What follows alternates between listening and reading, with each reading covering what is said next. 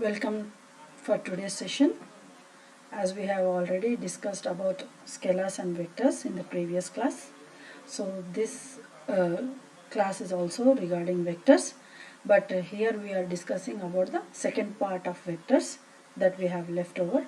As we have completed the addition and subtraction of vectors, today we will be going to learn about multiplication of vectors and how the multiplication of vectors can be done and what are the types of multiplication of vectors.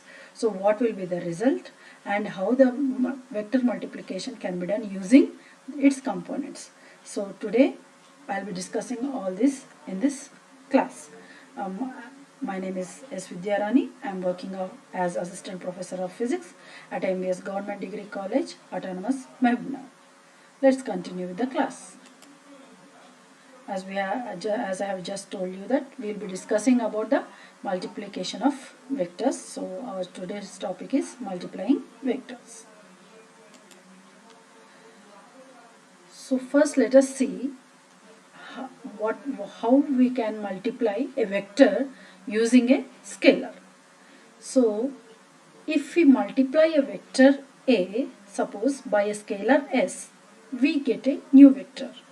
So that means, if any vector is multiplied by a scalar, then the resultant output will be a new vector. So, and the value of that vector, let us see. So the magnitude is the product of the magnitude of A and the absolute value of S. Let us suppose if S is a scalar and A is a vector, so hence I have shown with an arrow mark. So when vector A is multiplied with a scalar value of S, then the magnitude is the product of the magnitude of A and the absolute value of S. So both the magnitudes will be multiplying. And the direction, let's go, because we have told that when we multiply a scalar with a vector, we get a vector. That means in addition to magnitude, so the new vector should also have direction. Hence, now we will move on to the direction. So its direction, that means the direction of the new vector formed new vector is the direction of A if S is positive. If S is negative, then the opposite direction is, then we take the opposite direction. That means, so if the scalar value is positive, then we take the direction of A itself for the new vector also. If S is negative, let us say, that means we take the opposite direction of the given vector A for the new formed vector. So this we will see with an example. Multiplying a vector by a scalar. Let us see if S is positive. That means if scalar value that we have taken is a positive value. So let us say that our vector is A. So then if, let us say that scalar value is having a value of 2, let us say. If we multiply that 2 with the given vector A, then the magnitude will become 2 into our vector. Vector is having one value, so its magnitude is 1. Hence 2 into 1 will be 2. Hence the magnitude of the new vector will be 2 only. Okay. Then if you see the direction, so direction if you see, as the value 2 is a positive scalar, hence we are taking the direction of the new vector formed, that is shown here with the red mark, is in the direction of the A only. That means if the scalar value is positive, when we multiply that scalar with a given vector, the new vector takes the direction of the previous vector that we are multiplying. Hence both the vectors, new formed vector as well as the given vector, are in the same direction because the scalar value is a positive value. And if you see the magnitude, as we are multiplying the scalar value with the vector magnitude, hence it has become 2. That means it is 2 times of the given vector. So that's why I have shown with a longer bar than the previous bar, because it is 2 times to the previous given vector A. Let us see next case. If S is negative, that means whatever the scalar value we have got is a negative value. Let us say here we have taken the scalar value as -3, let us say. So same as in the case of above, we will multiply this scalar with the given vector A, let us suppose. So the magnitude of A is 1 and the scalar magnitude is minus 3. When we multiply minus 3 with this magnitude, that is 1, we get minus 3 as the magnitude for the new vector formed. So minus 3, and direction, if you see, I have taken minus 3 into A bar, but that as I have already told that S is a negative value, hence it should be the opposite direction of the given vector. So here I have shown, see, if you observe these two directions, so the new formed vector is to the opposite direction of the given vector because our S value is negative. And if you see the magnitude, because I am multiplying this scalar with 3 times of the vector, hence I have shown with a longer arrow, that means which shows that it is 3 times the initial vector or the given vector A, but in the opposite direction because of the minus value of the S of our scalar. Next. Now, as we have just seen how to multiply a vector with a scalar, now we will see how to multiply a vector by a vector. So, there is only one method when we multiply a vector with a scalar, but when we multiply a vector by a vector, there can be two results formed. Either of the two results can be formed. So, we can multiply vector by vector in two ways. There are two ways to multiply a vector by a vector. So the first method, let us see. The first way produces a scalar quantity and called as scalar product. So when we multiply two vectors, so in the first way the resultant vector will be a scalar quantity, hence we call that product of vectors as scalar product. So mind my words, when we are multiplying two vectors, if the multiplication of those two vectors can produce a scalar quantity, then we call those product of vectors as scalar product, and hence it is represented by a dot symbol between those two vectors. That means the resultant of those multiplying those two vectors will be a scalar quantity. Hence it is represented with a dot product between those two vectors. Now we will see the second way. The second way of multiplying two vectors is that when we multiply two vectors, and if the resultant is a vector quantity only, if the result we got as a vector quantity, then we call it as vector product, because multiplication of two vectors we have got as a vector. That means product of two vectors is a vector. Hence we call it as a vector product. And this can be represented by a cross product between these two vectors. So I repeat. So if when we multiply two vectors, if the product is a scalar quantity, we call it as a scalar product or represented by a dot product. And if we multiply two vectors and the resultant product that we got is a vector, say, then we call it as a vector product, and it is represented by a cross in between those vectors, and it is also called as cross product. Now we will go into the details of scalar product. So to show the scalar product geometrically, I have drawn one vector A as well as the other vector B, because we are doing vector multiplication. And as I have told that it's a scalar product, so how we will represent, let us see. So we have taken vector A and we have taken one more vector B. Let us say A is making an angle of theta with B. Then how this can be shown for a scalar product? Let us see. So A bar, as we are saying scalar product, so it is represented by dot, hence A bar dot B bar is equal to magnitude of A into magnitude of B and the cosine of the angle between these two vectors. Cosine of the angle between these two vectors is theta, hence I have taken cos theta. That means for a scalar product to represent mathematically, so A bar dot B bar is equal to AB cos theta. It's very simple to understand. Let us see few examples of scalar product. So let us see here one example. Work. Here W represents work in physics. So work is a scalar, hence we don't represent with a direction upon the work W.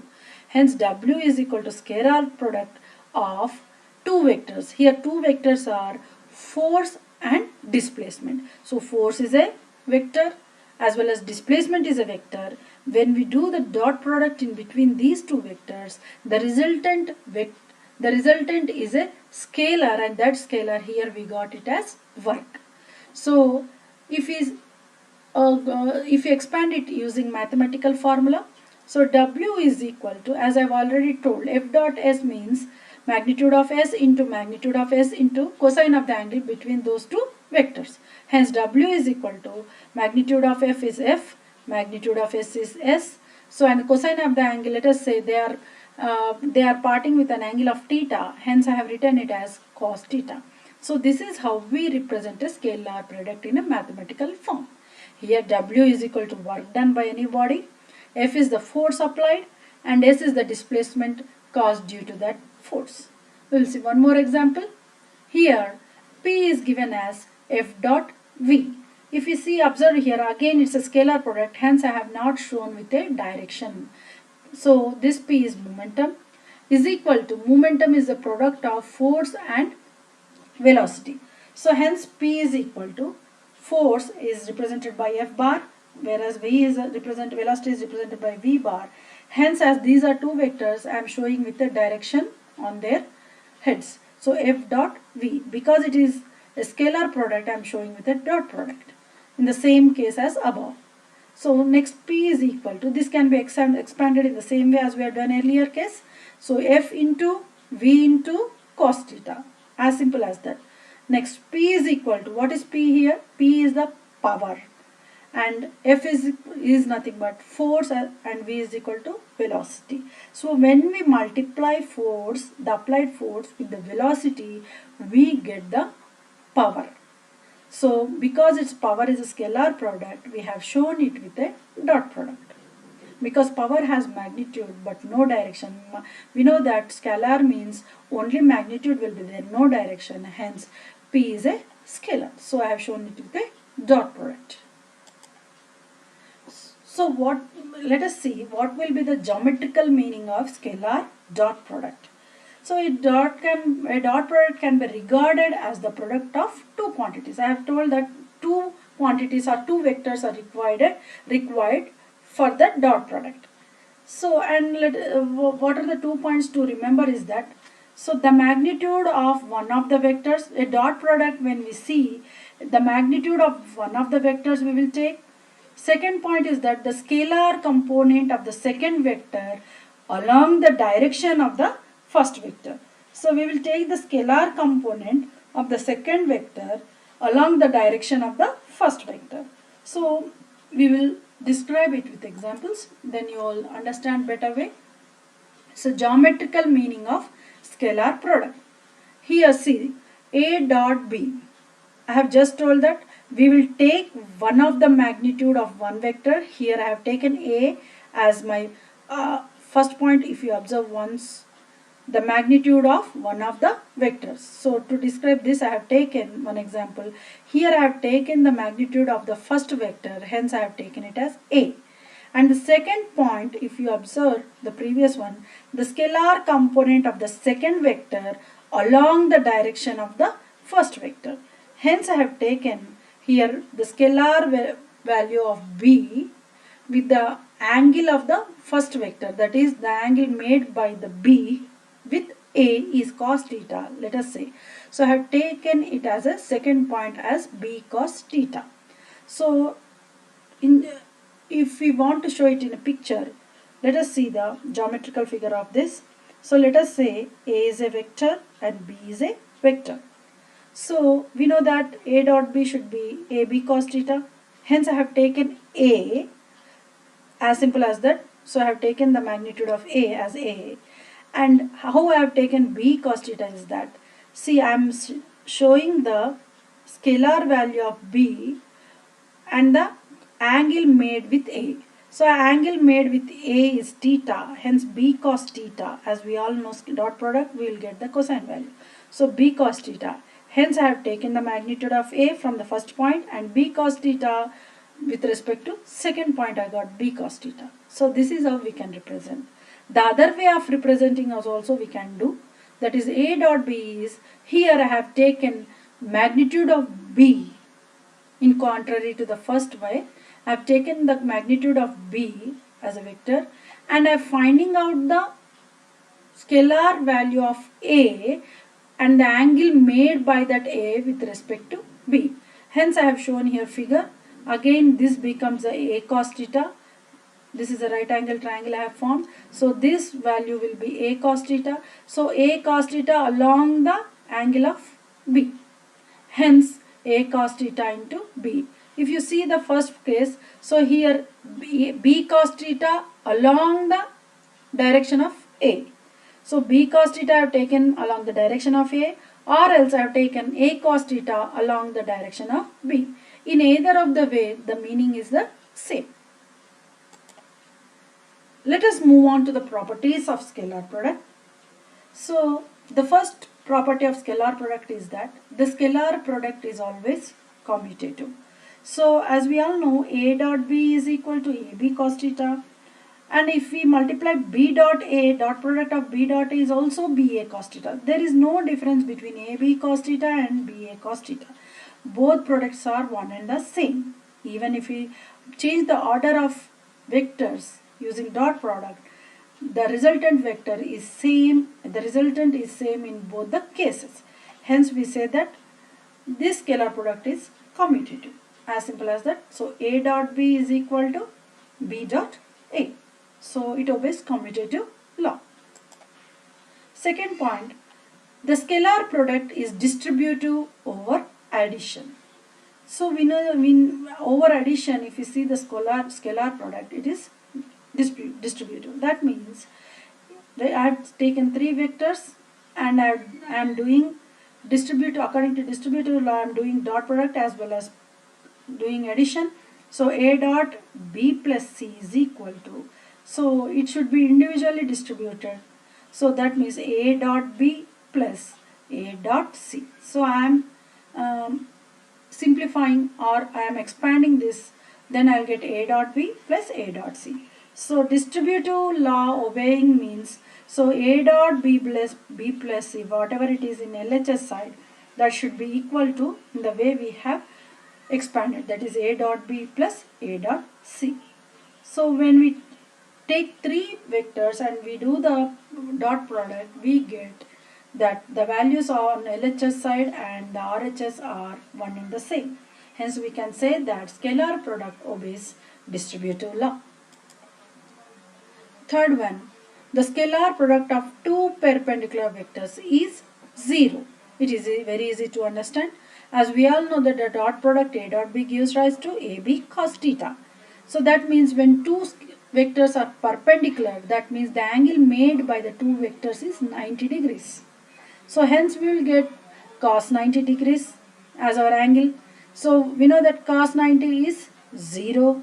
Hence the whole value will become 0. So the dot product of two vectors when they are perpendicular to each other will give rise to 0.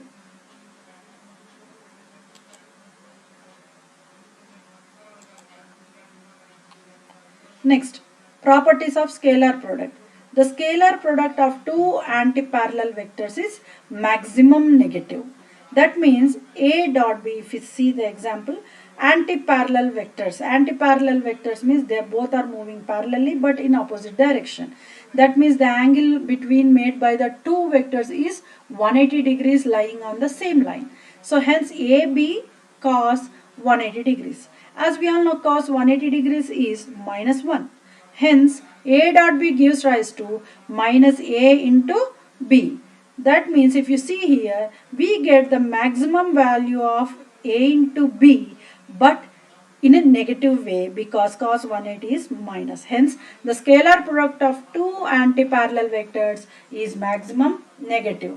Next, if we move on to the next point, the scalar product of a vector with itself is equal to the square of its magnitude. As simple as that. We have taken a vector A and we are multiplying the same, doing the scalar product with the same vector, that is A dot A. We know that A dot A is equal to A into A, and the angle, there is no angle between the same two vectors, hence A into cos 0 degrees. We know that cos 0 degrees is equal to 1. So hence A dot A is equal to, here A into A will be A square. So hence it is showing that the property of scalar product is that when we multiply a vector with itself, then we get the scalar product as the square of its magnitude. Next point, the scalar product of two same unit vectors is 1 and two different unit vectors is 0. So when we do the vector product or scalar product, it should be remember these points. So if we multiply any unit vector with the same unit vector, then it will be equal to 1. And if we multiply two different unit vectors, then the value or the scalar product is 0. Let us see, here I have taken the unit vector along x direction, that is I. So I am multiplying the same vector with the same vector, that is unit vector, that is I. So the dot product is I dot I. I dot I means the value of magnitude of I is 1. The magnitude of the other I is also 1. And the angle, there is no angle between these two vectors. Hence I got it as cos 0. So the value will be finally 1. So same in the case of j dot j, same in the case of k dot k, in all the three directions of a space. Same way, if we multiply two different unit vectors, that is I multiplied I dot j, so that means 1, the magnitude of I is 1, the magnitude of j is 1, and the angle made by I and j in x and y direction is 90. Hence we get cos 90, cos 90 value is 0, hence the finally we got a 0. That means any two perpendicular vectors, unit vectors, if we multiply using dot product, we get it a 0. So I dot j is equal to 0, j dot k is equal to 0, as well as k dot I is equal to 0. Now we will calculate scalar product using components. I have already told we have three components in all the three directions for any vector. So in x direction we take unit vector as I, in y direction we take unit vector as j, in z direction we take unit vector as k. Now let us see two vectors which are divided into or which can be represented as components, and we will do the scalar product using these two vectors. Now let us see, we have a vector A and vector A in all the three directions into three components called ax, ay, az respectively in x, y and z direction, and the unit vectors of them are I, j, k in all the three directions respectively. So hence A is a combination of axi plus ayj plus azk. In the same way, B is also we have represented in all the three components bxi plus byj plus bzk. Now we will do the scalar product. Now we will go on to A dot B. A dot B is equal to AXI plus AYJ plus AZK dot BXI plus BYJ plus BZK. Next, A dot B is equal to, now we have multiplied the first term with all the terms of the second vector. That is AXI I have taken in the first term in the first vector. So AXI dot product of the second vector, that is bxi plus byj plus bzk. As there is a addition in between the two terms of the first vector, so second term is also a plus. Again the second term of the first vector is ayj, and multiply the ayj term with the whole components of the second vector, that is again dot bxi plus byj plus bzk. In the same way we repeat the same with the third component, that is azk, and the remaining second vector, that is azk dot bxi plus byj plus bzk. Now we will use the properties of scalar product, then we will find out the value of A dot B. So now if we multiply the first term, so ax into bx, so ax into bx. Next I have to multiply the uh, unit vectors, so using dot product, hence I dot I. So the same thing I have written, ax bx I dot I, plus the second term if you observe, ax into by, and there is a dot product between I and j over here, so I have written I dot j, plus third term if you observe, again ax into bz, and there is a dot product between unit vectors I and k, hence I have written I dot k. In the same way we have to expand all the terms. So if you expand all the terms, we will get these these 9 terms. Now we have to do the dot product of unit vectors using the property. So now if we move on, ax into bx is ax into bx. So I dot I, remember in the previous property we have told that dot product of the same unit vector is 1. Hence I have taken I dot I as 1. But the dot product between two different vectors unit vectors is 0. Hence in the second case, if you see for the second term, ax into by into 0, because I dot j is equal to 0. Same is in the case of third term, ax into bz, and there are two different unit vectors and the dot product gives rise to 0. Hence I have taken 0. So wherever similar unit vectors are there, we will get it as 1. Wherever different unit vectors are doing dot product, there we will get a 0. So a second line, if you see ay bx into j dot I, again j dot I is different two vectors doing dot product, hence we get a 0. But if you see here ay by, there is a dot product between the same two unit vectors, hence again j dot j is equal to 1. So we will apply the same property to all the terms and we will find out the value here. So after substituting the values of 1 and 0 according to the given properties, so now our equation dot product that we got over here is a dot b is equal to, wherever ones are there, those magnitudes only will be remained, the other values will become 0 when they multiply with the 0 values. Hence a dot b is equal to, so ax bx plus ay by into 1 is ay by, again plus az bz into 1 is az bz, and all the other remaining terms will become 0. Hence we get only 3 terms in the dot product, because only when unit vectors are multiplied with the same unit vector we get a value of 1. Here we have 3 unit vectors of similar dot product, hence we got 3 values. So a dot b is equal to ax bx plus ay by plus az bz. If you observe this final value in the RHS side, there is only magnitude called ax bx, ay by and az bz.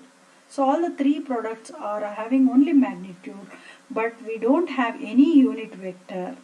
When there is no unit vector, or that means there is no direction. When there is no direction, that means it is a scalar. Only magnitude is there, no direction, that means it's a scalar. So this term is, first term is also a scalar value, second term is also a scalar value, third term is also a scalar value. When we add all the 3 scalars, again we are getting a scalar value. Hence the dot product of 2 vectors is a scalar. So we call it as a scalar product or dot product. Now we will move on to vector product. I have already told that when 2 vectors, if we multiply, if the resultant value is a vector, then we call it as a vector product or cross product, because mathematically we show with a symbol cross in between 2 vectors when we get a product as a vector.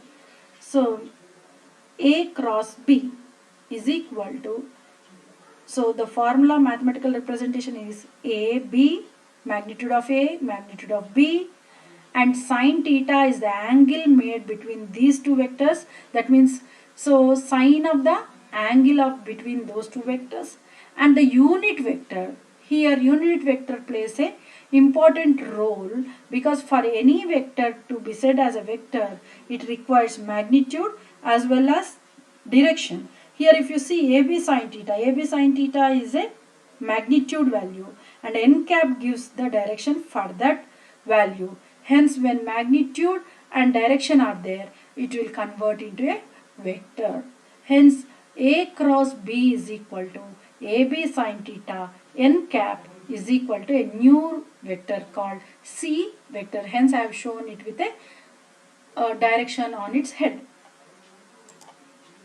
So for this we have to apply right hand rule.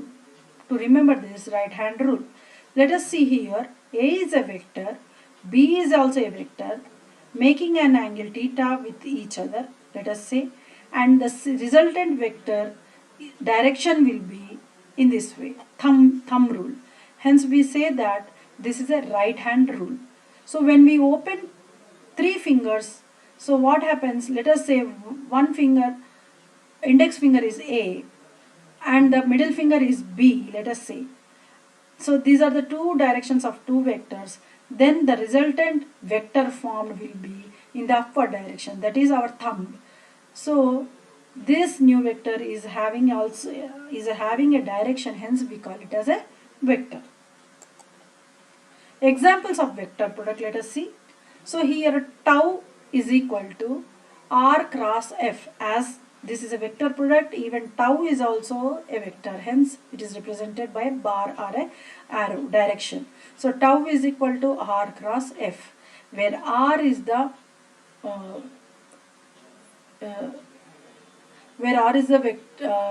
position vector and f is the force. So tau is equal to, if you expand this along using vector product definition, rf sin theta into n cap, where tau is equal to torque, r is equal to position vector, f is equal to force applied. So all the values are having direction. So the vector product is nothing but if we multiply two vectors, then the resultant product is a vector, then that product is called as a vector product, or represented with a cross in between those two vectors. Hence it is also called as a cross product. We will see one more example. Here L is equal to R cross P. L is representation for angular momentum, R is position vector, and P is momentum, linear momentum. Hence if we can say the product of position vector with the linear momentum gives angular momentum. Okay, so L bar is equal to Rp sin theta n cap, where L is represented of angular momentum, R is position vector, P is equal to linear momentum. Here also if we want to define torque, torque is the product of the position vector and the force applied. So because it's a vector product, hence we call it as a vector. The resultant product is a vector. Now geometrical meaning of vector product, if you see here, so A cross B. So always for a vector product we show with a determinant. A cross B is equal to magnitude of A into B sin theta. Same in the case of scalar product, how we have approached, in the same way we will approach here. So vector A is here, vector B is here, making an angle theta with each other. Then this will be our B sin theta. Or else we can also show in the other way, that A sin theta into B. If we want to show this way, so then we have to take A here, this is B, making an angle theta, and we have drawn a perpendicular. So this will be our A sin theta. So here A cross B, or determinant of A cross B is nothing but area of parallelogram made by two vectors. So hence if you see the dotted lines, we have taken a parallelogram to show the area A cross B. Okay. Next, now let us move on to the properties of vector product. The first property is that the vector product is anti-commutative. That means the value or the product of A cross B is not equal to B cross A. Whereas in scalar product we have seen that A dot B is equal to B dot A. But here in vector product A cross B is not equal to B cross A. To prove this we have shown with an example. So A cross B, we have taken two vectors doing cross product. That will give rise to, according to the formula, AB sin theta n cap. Whereas again we have taken interchange the two vectors to show the commutative property. So B cross A, again we got BA into sin theta, as the direction is changing. Hence here unit vector will be negative, hence minus n. So finally we get as minus AB sin theta n cap. That means if you observe the resultant vector, in the first case it is AB sin theta n cap, whereas in the second case we got minus AB sin theta n cap. That means both the resultant products are not equal. That means the cross product of A and B is not equal to B and A respectively. That means A cross B is not equal to B cross A. Now we will move on to the second property, that is vector product is distributed over addition. Same in the case as scalar product. Here also the vector product can be or obeys distributive law. That is A cross B plus C gives rise to A cross B plus A cross C. This is as simple as that. No need of more explanation. And the third property, the magnitude of the two vector product of two perpendicular vectors is maximum. That means magnitude of the vector product of two perpendicular vectors. Two perpendicular vectors means which are making an angle of 90 degrees with each other. Hence A cross B gives rise to AB sin 90 degrees, whereas our theta value is 90 degrees because both are perpendicular vectors. As we know that sin 90 value is 1, so the resultant answer will be AB. AB means we got a maximum value. So A cross B is equal to AB. The magnitude of the vector product of A cross B is maximum. So the vector product of two parallel vectors is a null vector. Next point, the vector product of two parallel vectors. That means if the two vectors are moving in the same direction, that means there is no angle between those two vectors. Hence theta will be 0 degrees, and if we apply that 0 degrees in our equation, that is A cross B is equal to AB sin theta n cap, whereas theta is equal to 0 degrees. We know that sin 0 degrees values is 0. The whole of this value on RHS side will be 0. That means A cross B is equal to 0. A cross B is equal to 0 when means when both these vectors are parallel to each other, then the vector product of these two parallel vectors is a null vector. Next property, the vector product of two antiparallel vectors is a null vector. Again, two antiparallel vectors, that means both are lying on the same plane but in the opposite direction. That means they are antiparallel. So when they are moving on antiparallel, the angle made by those two vectors is 180 degrees. Again, according to cross product formula, A cross B is equal to AB sin 180 degrees n cap. Sin 180 degrees is again a 0. Hence the value on the RHS side becomes 0. Again, the cross product of two vectors which are antiparallel to one another is also a null vector. Next point, property, if you see, the vector product of a vector with itself is a null vector. In contrary to the scalar product, if we multiply two vectors, or if we do dot product of two vectors which are of same vector, then we get a 1 over there.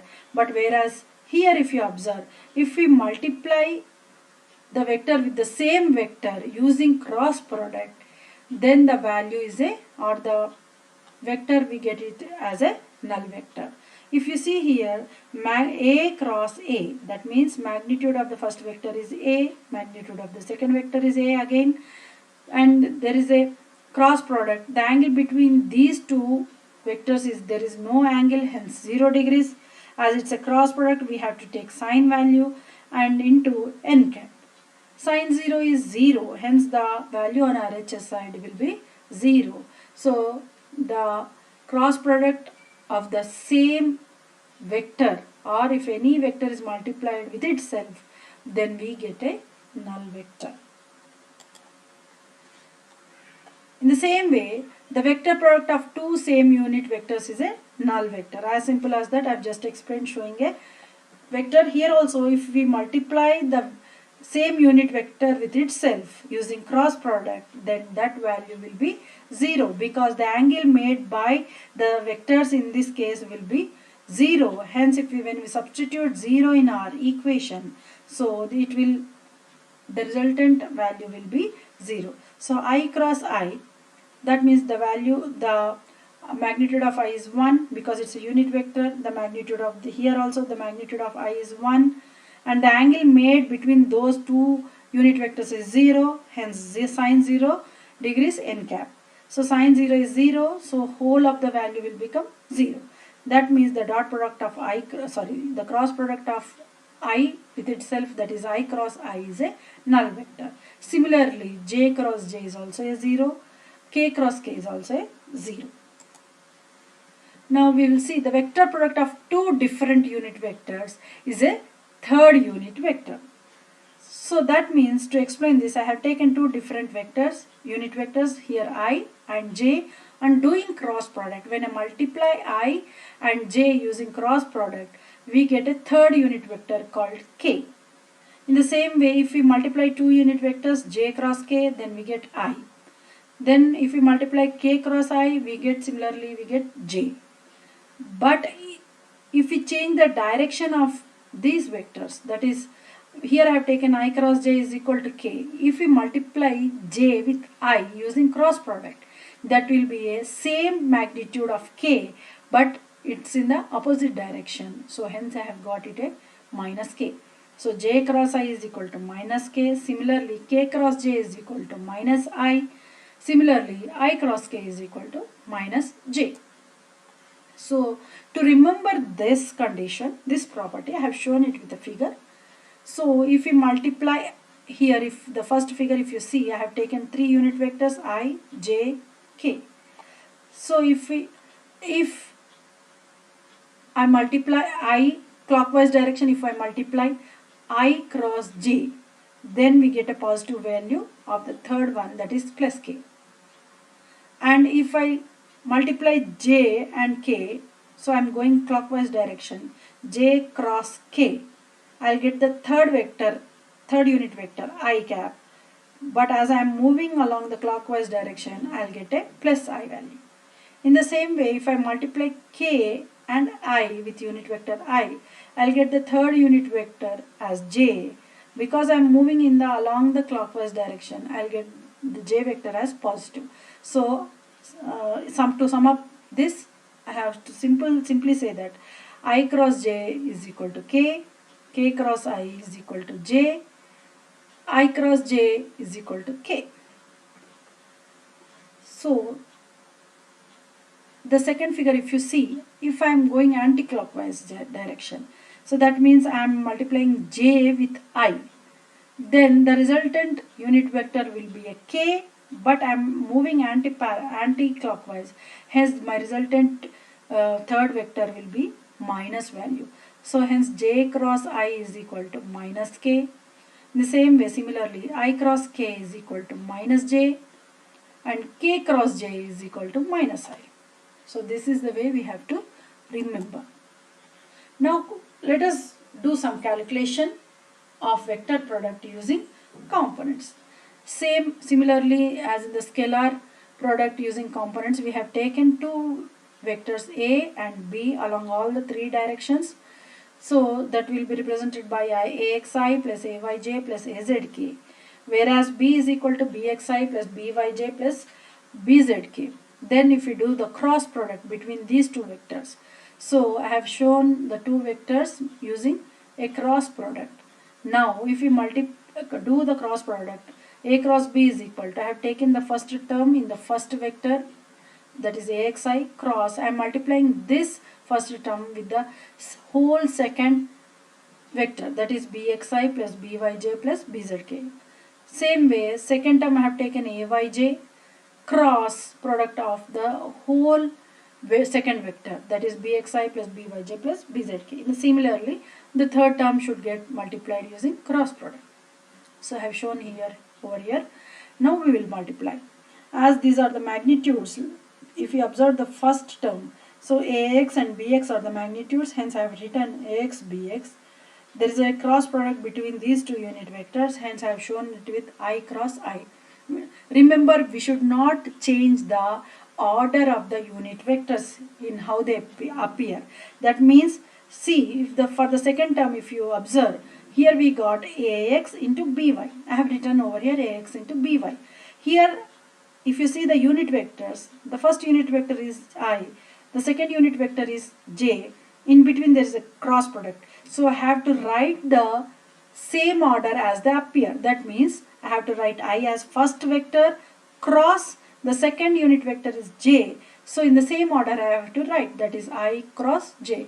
I shouldn't change the order of I cross j as j cross I, because remember that the cross product doesn't follow commutative law. That is, I cross j is not equal to j cross I. Hence I have to follow the order they appear in the equation. So ax by I cross j. Same in the case third term ax bz, and the order is I cross k. The same order I have to follow, I cross k. And if you move on to the second term, that means ayj into bxi, sorry, ayj cross bxi, that means ay bx I have written. So j is appearing front of cross product, so, and I is after the cross product. So the same rule I have to follow again. So I have to write j cross I. I shouldn't change the order of j cross I as I cross j. Okay. So you have to follow this rule, because I cross j is never equal to j cross I, because vector product will not follow commutative law. So I have to apply this and I have to write all the terms. And next, if we move on to the equation, ax into bx, we know that the cross product of the same vector is 0. So I have applied the formula property. So I cross I is equal to 0. So the first term I have got 0 as the vector product. And the second term, if you see, observe ax into by, whereas I cross j. So remember that when we multiply two unit vectors of different vectors, then the cross product will be a third vector. So I cross j means the third vector is k. But whether we should see whether it is following the positive way or negative way. So remember the figure that I have shown you. If it is following a clockwise direction, that is I into j is following clockwise direction, hence we get a third vector in a positive value. Hence we got a plus k. So you should remember the memorize the figures I have shown earlier, that is a positive way of vector product and the negative way of vector product.